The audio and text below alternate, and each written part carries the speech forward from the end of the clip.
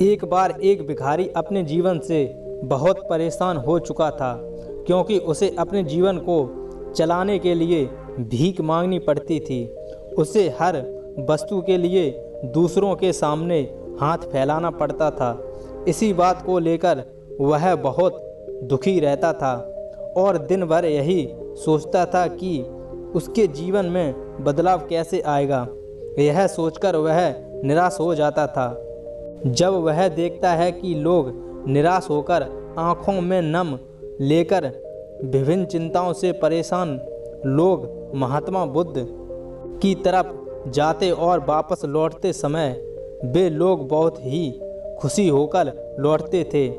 वह भिखारी यह नहीं समझ पा रहा था कि गौतम बुद्ध उनके साथ ऐसा क्या करते थे कि वे बेहद खुश हो जाते थे।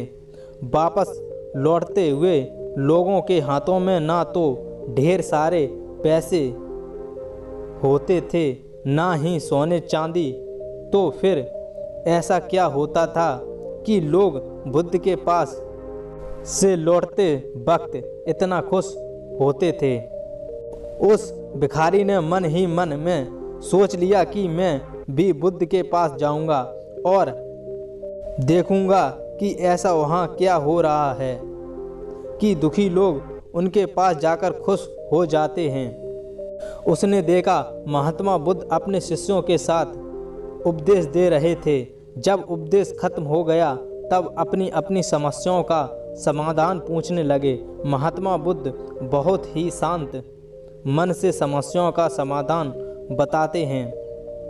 और जब भिखारी ने अपनी समस्या बताई, हे महात्मा बुद्ध, मैं बहुत ही गरीब हूँ, मेरे पास कुछ नहीं है, मुझे अपना जीवन चलाने के लिए भी दूसरों से भीख मांगनी पड़ती है। अब आप ही बताएं कि मैं अपने जीवन को कैसे सुधारूं।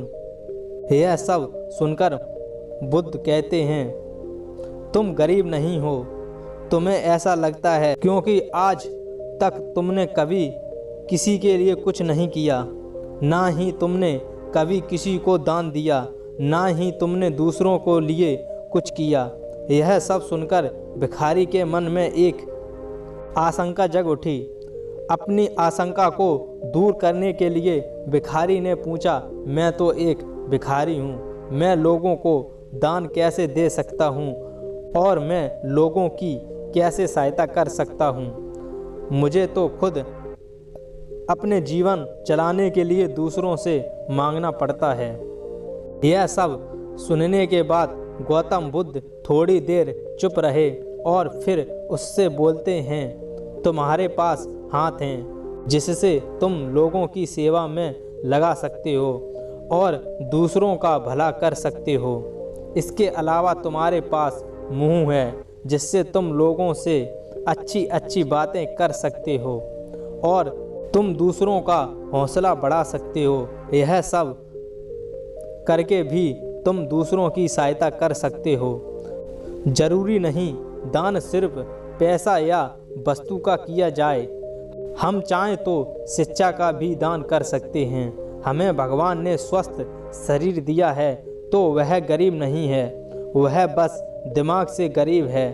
उसे इस विचार से हटकर दूसरों की सेवा में लगना चाहिए। महात्मा बुद्ध की यह सब बातें सुनकर भिखारी बहुत ज़्यादा प्रभावित हुआ।